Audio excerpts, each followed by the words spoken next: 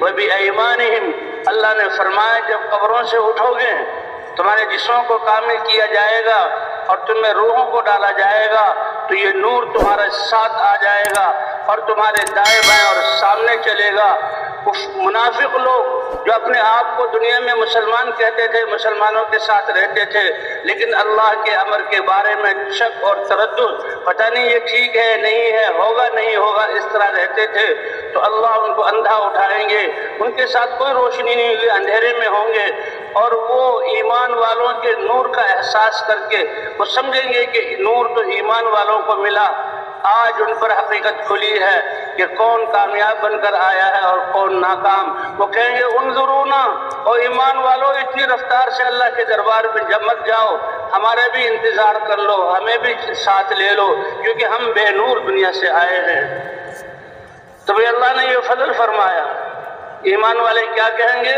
ارجعوا وراءکم فالتمسوا نورا، او عقل کے اندھو، او دھوکے میں پڑے ہوئے، او ناکام لوگوں، آج تم پر ظاہر ہوا یہ نور یہاں سے حاصل نہیں کیا جاتا، تم دوسرے کے نور سے فائدہ نہیں اٹھا سکتے۔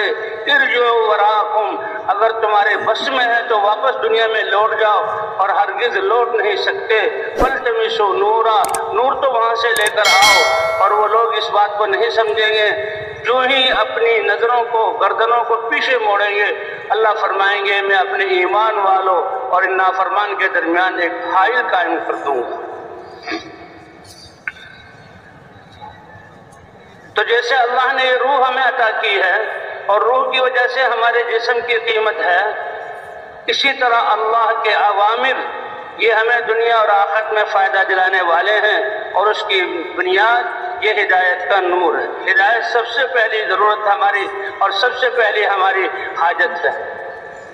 اس لیے قیامت کے میدان میں اللہ کے رسول صلی اللہ علیہ وسلم نے ایک حدیث میں دو مناظر جو ہمارے سامنے کھینچے کہ سارے بادشاہ، سارے انجینئر، سارے سائنسدان اور سارے انسان، سب زمیندار، سارے موجود ہوں گے، فرشتے اور جنات بھی موجود ہوں گے۔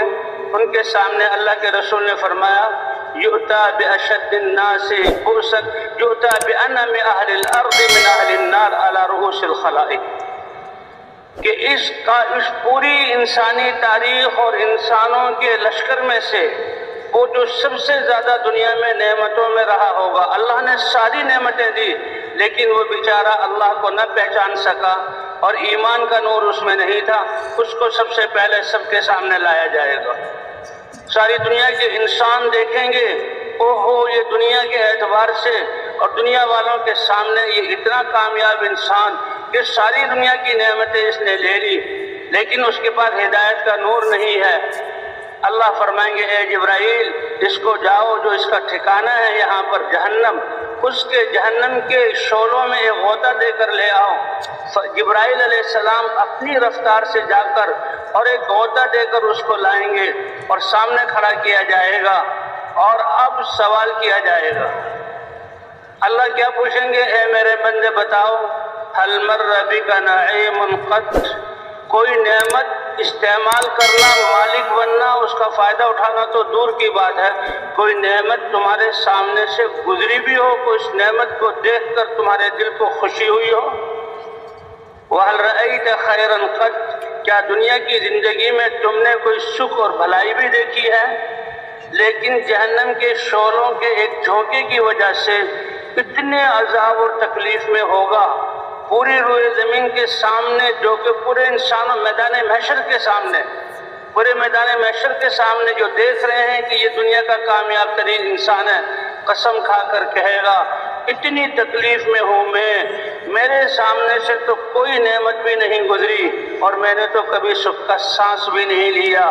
اللہ بتلا دیں گے دیکھو یہ ہے اس کی کمائی اور یہ ہے دنیا کی قیمت کہ جس کا یہ مالک بن کر آیا تھا، اور فیصلہ ہوگا کہ اس کو ہمیشہ کے لیے اس جہنم میں ڈال دو۔ اللہ ہماری حفاظت فرمائے۔ اور پھر اسی پر بأشد الناس بؤسا علی رؤوس الخلائق، انسانی تاریخ میں آدم علیہ السلام سے لے کر آخری آنے والا انسان، ان سب میں جو سب سے زیادہ تکلیف میں رہا، ہم کہتے ہیں جی زیرو سے نیچے چلا گیا، فقر کی زندگی گزار رہے ہیں۔ یہ ایک زمانے کے انسانوں کی بات نہیں، انسانی تاریخ میں جو سب سے زیادہ فاقد الاسباب اور عدیم الوسائل تھا، سب سے زیادہ تنگی میں، لیکن دل ایمان کے نور سے منور تھا اور اس کے اعضاء اللہ کے احکام کے پابند تھے۔ اسی لیے کہتے ہیں جیسے اللہ فرماتے ہیں میں شارق سے زیادہ قریب ہوں، تو اللہ نے کامیابی بھی انسان کی شارق سے زیادہ قریب کی ہے۔ تو اب یہ کامیابی میں زمین کا مالک بنے اس کا محتاج نہیں، اسباب تمہارے پاس ہوں، عہدے تمہارے پاس ہوں، اس کا مالک نہیں۔ تم اپنی کامیابی میں آنکھیں، زبان، یہ کان اور یہ دماغ اور یہ ہاتھ اور یہ پاؤں اور دل کی سوچ، ان کو اللہ کے حکم کے مطابق استعمال کر لو، چاہے رہنے کے لیے جھونپڑا نہ ہو، پہننے کے لیے چیتھڑا نہ ہو، اور پاؤں میں جوتی کے لیے کوئی لیترا نہ ہو، اور کوئی ٹھیکری تمہارے پاس دنیا کی نہ ہو، لیکن دل اللہ کی ذات پر ایمان رکھتا ہے، اعضاء اللہ کے سامنے جھکتے ہیں، تو سب سے بڑے کامیاب انسان ہو دنیا کے۔ یہی بتایا جا رہا ہے۔ اسباب اللہ دے، نعمتیں دے تو ٹھیک ہے، اور اس کا نعمتوں میں اللہ کا شکر ادا کرنا یہ ایک عبادت ہے، اور نعمتوں کو اللہ کے احکام پر استعمال کرنا یہ نعمتوں والوں کا دین ہے۔ بادشاہ کا بادشاہت کو اللہ کے حکم کے مطابق چلانا یہ اس کا دین ہے۔ جسے کل عرض یہ کیا جا رہا تھا کہ عدل والا بادشاہ اللہ اس کو اپنے عرش کے سائے کے نیچے جگہ دیں گے۔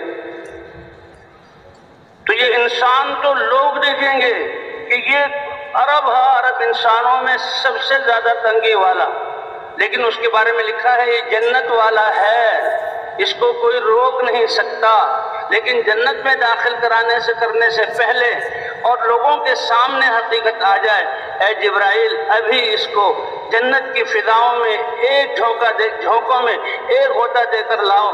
جبرائیل علیہ السلام گئے اور آئے، بس وہ منظر سے ہٹا اور آیا، کوئی دیر نہیں۔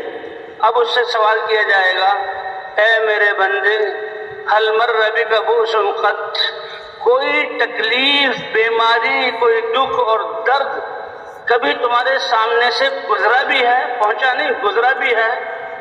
وَهَلْ رَأَيْتَ شِدَّةً قَطْ، کبھی کوئی تنگی اور سختی دیکھی بھی ہے؟ وہ اس جھونکے کے لگنے کی وجہ سے اتنی راحت اس کو نصیب ہوگی، وہ دنیا کی ساری تکلیفیں بھول جائے گا، اس کے ذہن سے سکرین سے سب ختم ہو جائے گا، اور وہ سب سے زیادہ اپنے آپ کو آرام میں سمجھے گا۔ اس لیے حق کہے گا اے رب العالمین، نہ میرے سامنے سے کوئی تکلیف گزری ہے اور نہ مجھے کوئی سختی پہنچی ہے۔ اللہ فرمائیں گے سب پہنچی تھی، لیکن آج تم ایمان لے کر آئے ہو، ایمان کو لے کر آئے ہو، اس لیے جنت کی ہواؤں نے تمہیں سب کچھ بھلا دیا۔